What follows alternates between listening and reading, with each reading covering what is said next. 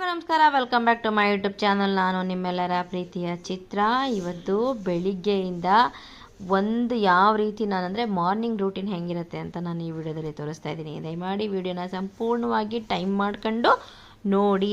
And ಯಾರ್ಯಾರು ನನಗೆ ತುಂಬ ಜಾಸ್ತಿ ಸಪೋರ್ಟ್ ಮಾಡ್ತಿದ್ದೀರಾ, ಎಲ್ಲ ವೀಡಿಯೋಸ್ಗಳನ್ನೂ ಜಾಸ್ತಿ ಫುಲ್ ನೋಡ್ತಾ ಇದ್ದೀರಾ, ನಿಮ್ಮೆಲ್ಲರಿಗೂ ನನ್ನ ಕಡೆಯಿಂದ ತುಂಬ ಹೃದಯದ ಧನ್ಯವಾದಗಳು. And welcome back. ಇವತ್ತು ನನ್ನ ಜೊತೆಗೆ ನಮ್ಮ ಬೆಳಗಿನ ದಿನಗಳನ್ನು ಶುರು ಮಾಡೋಣ ಬನ್ನಿ.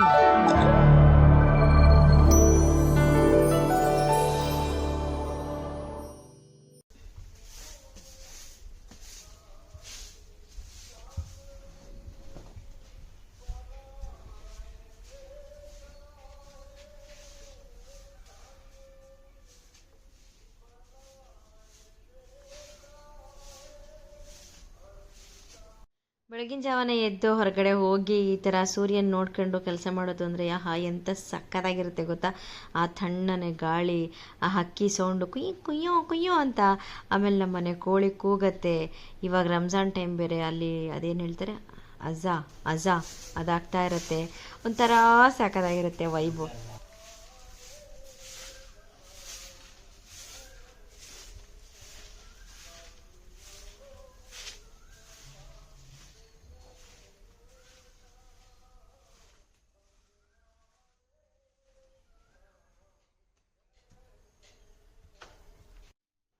5:15 ಹೊರಗಡೆ ಎಲ್ಲ ಕಸ ಹೊಡೆದು ನೀರು ಹಾಕಿ, ಗಿಡಗಳಿಗೆಲ್ಲ ನೀರು ಹಾಕಿ ಎಲ್ಲನೂ ಮುಗಿಸಿ, ಕಾರ್ ತೊಳೆದು ಬೈಕ್ಗಳನ್ನೆಲ್ಲ ತೊಳೆದು ಆಮೇಲೆ ಒಳಗಡೆಗೆ ಬಂದು ಬಾಗಿಲನ್ನೆಲ್ಲ ಒರೆಸಿ, ಬಾಗಿಲನ್ನೆಲ್ಲ ತೊಳೆದು ರಂಗೋಲಿ ಇಟ್ಟು ಕುಂಕುಮ ಎಲ್ಲ ಹಚ್ಚಿ ಮುಗಿಸಿ ನೆಕ್ಸ್ಟ್ ಕೆಲಸ ಫಸ್ಟೇನೆ ಅಡುಗೆ ಮನೆಗೆ ಬಂದು ಒಂಚೂರು ಪ್ರಿಪ್ರೇಷನ್ ಸ್ಟಾರ್ಟಿಂಗ್ ಏನೇನು ಮಾಡ್ಕೋಬೇಕು ತಿಂಡಿಗೆಲ್ಲ ರೆಡಿ ಮಾಡಿಟ್ಟು ಹೋಗಿದ್ದೆ. ಮತ್ತು ಅಲ್ಲಿಂದ ಬಂದು ಇದನ್ನೆಲ್ಲನೂ ಮುಗಿಸಿ ನೆಕ್ಸ್ಟು ತಿಂಡಿ ಮಾಡೋದಕ್ಕೆ ಅಂತ ಹೇಳ್ಬಿಟ್ಟು ಒಳಗಡೆ ಹೋಗೋದೇ ನಮ್ಮ ನೆಕ್ಸ್ಟ್ ಕೆಲಸ. ಅಲ್ಲಿವರೆಗೂ ಉಳಿದವರೆಲ್ಲ ಇವರಿಬ್ಬರು ಮಕ್ಕಳಿಬ್ಬರು ಕೂತ್ಕೊಂಡು ಆ ಕಡೆ ಒಬ್ಬರು ಈ ಕಡೆ ಒಬ್ಬರು ತೂಕಡಿಸ್ಕೊಂಡು ಓದ್ತಿರ್ತಾರೆ. ಅವರಪ್ಪ ಮಲಗಿರ್ತಾರೆ. ನಾನೊಬ್ಬಳೇ ಎದ್ದು ವರಿಕೋ ಕೆಲಸ ಮಾಡ್ತಾನೇ ಇರ್ತೀನಿ. ಎಲ್ಲರೂ ಮನೆ ಹೌಸ್ ವೈಫ್ಗಳ ಕೆಲಸ ಇದೇನೇ. ಬೆಳಗ್ಗೆಯಿಂದ ಸಂಜೆವರೆಗೂ ಮನೇಲಿ ಕೂತ್ಕೊಂಡು ಏನು ಮಾಡ್ತೀರಾ ಅಂತಾರೆ. ಅಲ್ಲಿ ನೋಡಿದ್ರೆ ನಮಗೆ ಕೆರ್ಕೊಳ್ಳೋಕ್ಕೂ ಪುರ್ಸೊತ್ತಿರಲ್ಲ, ಅಷ್ಟೊಂದು ಕೆಲಸ ಇರುತ್ತೆ. ಆ್ಯಂಡ್ ನಾನು not only an house wife, ನಾನು ಬಿಸ್ನೆಸ್ ವುಮನ್ ಕೂಡ.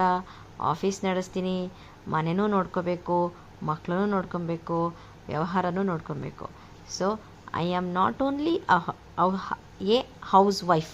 ನಾವೊಂಥರ ಮಿಕ್ಸಿಂಗ್ ಆಫ್ ಬಿಸ್ನೆಸ್, ಹೋಮ್, ಮಕ್ಕಳು, ಸಮಥಿಂಗ್ ಎಕ್ಸ್ಟ್ರಾ ವುಮನ್.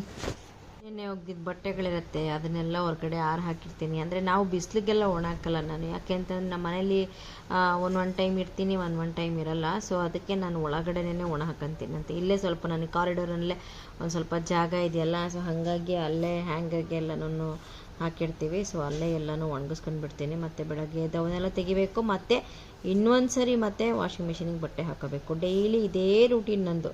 ಬೆಳಗ್ಗೆ ಎದ್ದು ತೆಗಿ ಮತ್ತೆ ಹಾಕು, ಮತ್ತೆ ತೆಗಿ ಮತ್ತೆ ಹಾಕು, ಮತ್ತೆ ಮಡಿಸಿಡು.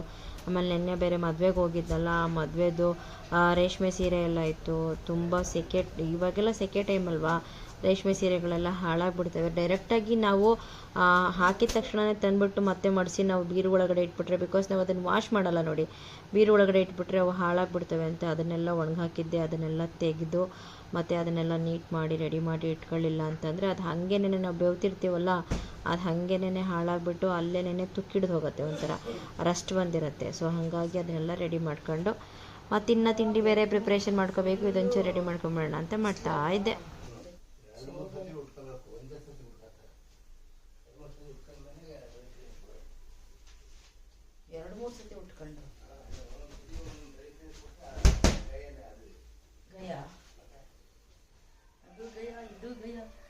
ಎಲ್ಲ ಗಯ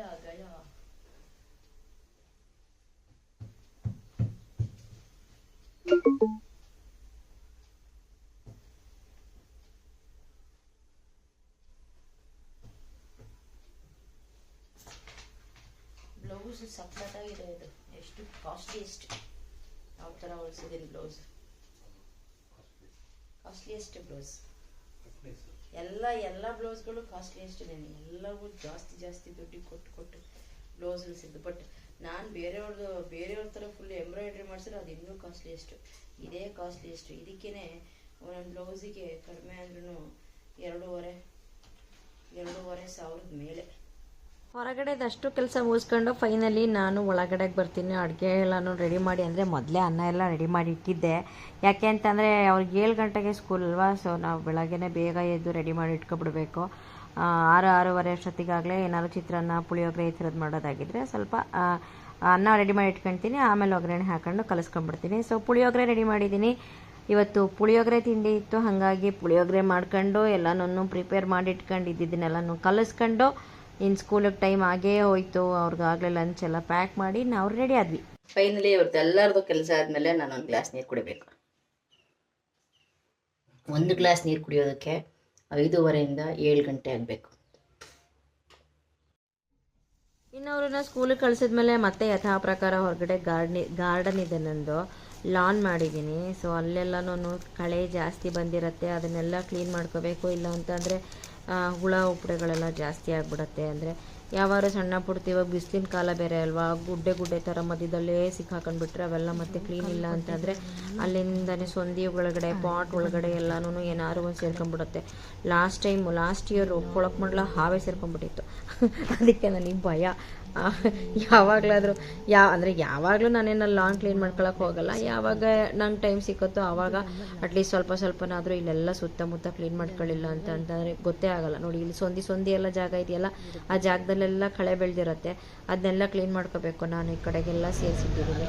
ಸೊ ಅದೆಲ್ಲ ಕ್ಲೀನ್ ಮಾಡ್ಕೊಂಡು ನಮ್ಮ ಪಾಪುದು ಕಾಲೇಜ್ ಫೀಸ್ ಕಟ್ಟಿರಲಿಲ್ಲ. ಸೊ ಕಾಲೇಜ್ ಫೀಸ್ ಕಟ್ಟೋಣ ಅಂತ ಹೇಳ್ಬಿಟ್ಟು ನಾನು ಇವರು ಇಬ್ಬರು ಒಟ್ಟಿಗೆ ಹೊರಟ್ವಿ. ಅಲ್ಲಿ ಹೋಗಿ ಕಾಲೇಜ್ ಹತ್ರ ಹೋಗಿ ಫೀಸ್ ಕಟ್ಟೋಕ್ಕೆ ಏನೇನಾಯಿತು ಅಂದರೆ ಕತೆ ನೋಡ್ಬೇಕು ನೀವು.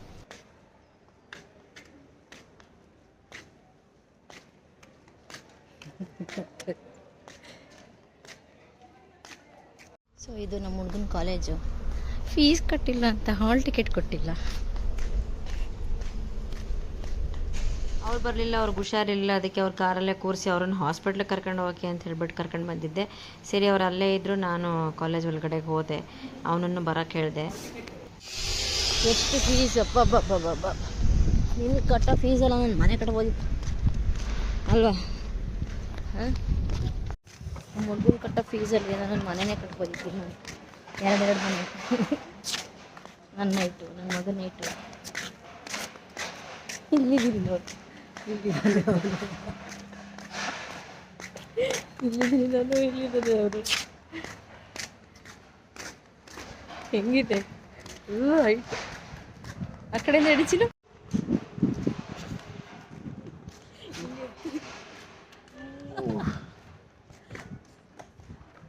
ನಿಜವಾಗ್ಲೂ ಡಾಕ್ಟ್ರ್ ಓದ್ತಾವಳ ಅನ್ನೋದೇ ನನಗೆ ಡೌಟು, ಓದವಳ ಅನ್ನೋದೇ ಡೌಟ್ ನನಗೆ. ಇಲ್ಲ,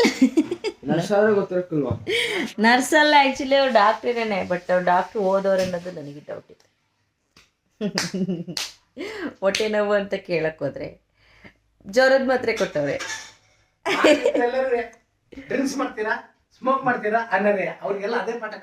ಇರೋದನ್ನ ಇದೆ ಅಂತ ಡಾಕ್ಟರ್ ಹತ್ರ, ಲಾಯರ್ ಹತ್ರ ಎಲ್ಲ ಸುಳ್ಳು ಹೇಳ್ಬಾರ್ದು, ನಿಜಾನೇ ಹೇಳ್ಬೇಕು ಅಲ್ಲ ಚಿನ್ನ?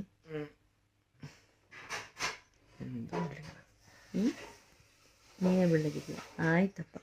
ನನ್ನ ಮಗ ಬೆಳ್ಳಗಿದ್ದಾನೆ, ನಾನು ಕಪ್ಪಗಿದ್ದೀನಿ. Okay, are you happy? ಆ ಹಾಸ್ಪಿಟ್ಲಿಗೆ ಕರ್ಕೊಂಡು ಹೋಗಿದ್ದೆ ನಾನು. ಇವ್ರಿಗೆ ಹುಷಾರಿರಲಿಲ್ಲ ಅಂತ ಹೇಳ್ಬಿಟ್ಟು ಅವ್ರಿಗೆ ಹೊಟ್ಟೆ ನೋವು ಪ್ಯಾರಾಸಿಟಮಲ್ ಮಾತ್ರೆ ಕೊಟ್ಟಿದ್ದಾರೆ. ಹೊಟ್ಟೆ ನೋವು ಜ್ವರದ ಮಾತ್ರೆ ಕೊಟ್ಬಿಟ್ಟು ಕಳಿಸಿದ್ರು. ನನಗೆ ನಗು ವಾಪಸ್ ಹೋಗಿ ಕೇಳೋಳಿದ್ದೆ ನಾನು, ಇದು ಯಾಕೆ ಇವ್ರು ಈ ಥರ ಮಾಡಿದ್ದಾರೆ ಅಂತ. ಇವ್ರು ಬೇಡ ಅಂತ ವಾಪಸ್ ಕರ್ಕೊಂಬಂದರು. ನಮ್ಮ ಚಿನ್ನದು first day of exam. All the best. ಚೆನ್ನಾಗಿ ಬರಿಬೇಕು, ಒಂದೂ ಬಿಡಬಾರ್ದು. 2 ಸರಿ ಯೋಚನೆ ಮಾಡಿ ಬರಿ, ಗೊತ್ತಾಯ್ತಾ? ಫಸ್ಟ್ ಕ್ವೆಶನ್ನ ಕರೆಕ್ಟಾಗಿ ನೋಡ್ಕ. ಕ್ವೆಶನ್ನೇ ಕಾಂಪ್ಲಿಕೇಟೆಡಾಗಿ ಕೊಟ್ಟಿರ್ತಾರೆ. ಕ್ವೆಶನ್ಗಳನ್ನ ಕರೆಕ್ಟಾಗಿ ಓದ್ಕೊಬೇಕು, ಯಾವ ಕ್ವೆಶನ್ಗೆ ಯಾವ ಆನ್ಸರ್ ಅಂತ ಕನ್ಫ್ಯೂಸ್ ಆಗಬಾರ್ದು. ಆಮೇಲೆ ಅರ್ಜೆಂಟ್ ಮಾಡಬೇಡ, ಕ್ರಾಸ್ ಚೆಕಿಂಗ್ ಮಾಡು ಎಲ್ಲ ಬರ್ದಾದ್ಮೇಲೆ. ಕಾಟ್ ಹೊಡಿಬೇಡ ಜಾಸ್ತಿ, ಭಯ ಬೀಳ್ಬೇಡ. ದೇವ್ರಿಗೆ ಕೈ ಮುಗ್ದಾ? ಹಾಂ, ಸ್ವಾಮಿ ದೇವ ಗಣೇಶ ಯಾವ ತೊಂದರೆನೂ ಇಲ್ದಂಗೆ ಎಕ್ಸಾಮ್ ಎಲ್ಲ ಈಸಿಯಾಗಿರ್ಲಪ್ಪ. ನನ್ನ ಮಗ ಡಿಸ್ಟಿಂಕ್ಷನಲ್ಲಿ ಪಾಸ್ ಆಗಲಿ.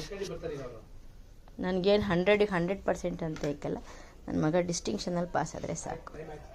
ಭಗವಂತ ಅಷ್ಟು ಕರುಣೆ ಸೋರಿಸಿದ್ರೆ ಸಾಕು. ಒಳ್ಳೇದು ಮಗಲಿ ಮಗನೇ. All the best. All the best.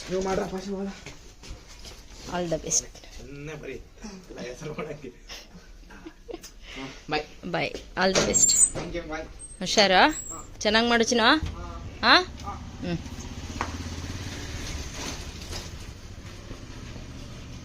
1 ಗಂಟೆಗೆ ಬರಲಾ? ಫೋನ್ ಮಾಡಿ ಯಾವುದಕ್ಕೂ. ಅಲ್ಲಿ ಯಾವ್ದಾರು ಇಸ್ಕೊಂಡು